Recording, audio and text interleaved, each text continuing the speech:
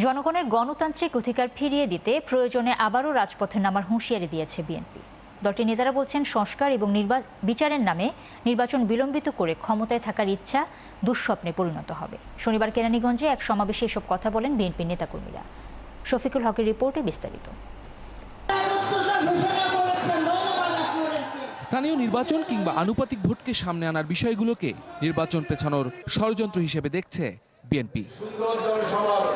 তবে নির্বাচনের প্রস্তুতি হিসেবে ঢাকার অদূরে দক্ষিণ কেরানীগঞ্জে যথাসময়ে সংস্কার ও দ্রুত সময়ে নির্বাচনের দাবিতে সমাবেশ করেছে স্থানীয় বিএনপি। অন্তর্বর্তীকালীন সরকারের সবচেয়ে বড় বাংলাদেশের মানুষের জন্য উপহার হবে ওনারা যদি একটি ফ্রি এন্ড ফেয়ার ইলেকশন বাংলাদেশের মাটিতে উপহার দিতে পারে। নেতাকর্মীদের উপস্থিতিতে দুপুরের আগে থেকেই কানায় কানায় পরিপূর্ণ হয়ে যায় চুনকুটিয়া বালিকা উচ্চ বিদ্যালয় মাঠ। সমাবেশে যোগ দিয়ে বিএনপির স্থায়ী কমিটির সদস্য সালাউদ্দিন আহমদ নির্বাচন প্রসঙ্গে বলেন, প্রার্থী হলে যাদের জামানত বাজেয়াপ্ত হবে তারাই সংখ্যানুপাতিক হারে নির্বাচন চায়। অনেকেই বলছে আমরা সংস্কার চাই না, আমরা বিচার বিলম্বিত করতে চাই, আমরা শুধু নির্বাচন করছি। এই কথাগুলো কারা বলছে? যারা নির্বাচনে আসলে যাদের জামানত না থাকার কথা তারা বলছে। এই কথাগুলো যারা বলছে তারা আনুপাতিক হারে নির্বাচনের কথা যারা বলছে তারাই এই সমস্ত বয়ান দিচ্ছে।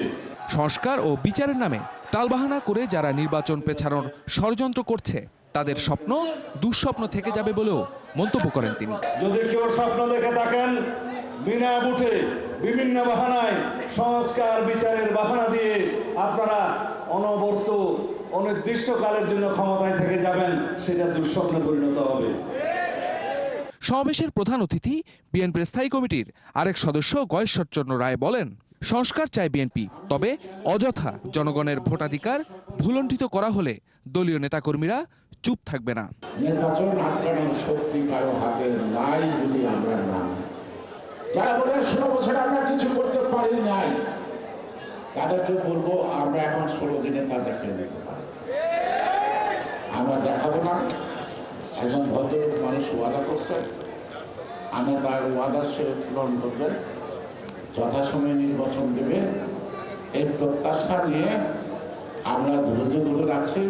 নতুন রাজনৈতিক দলের নেতাদের বক্তব্য দেওয়ার ক্ষেত্রে সংযত হওয়ার পরামর্শ দেন সমাবেশে অংশ নেয়া বিএনপি নেতারা। ফ্যাসিবাদ বিরোধী ঐক্য ধরে রাখারও আহ্বান ছিল তাদের কণ্ঠে। যত দ্রুত সম্ভব নির্বাচনের দাবি নয়, এটা আমাদেরকে আদায় করে নিতে হবে। শফিকুল হক, ৭১, ঢাকা।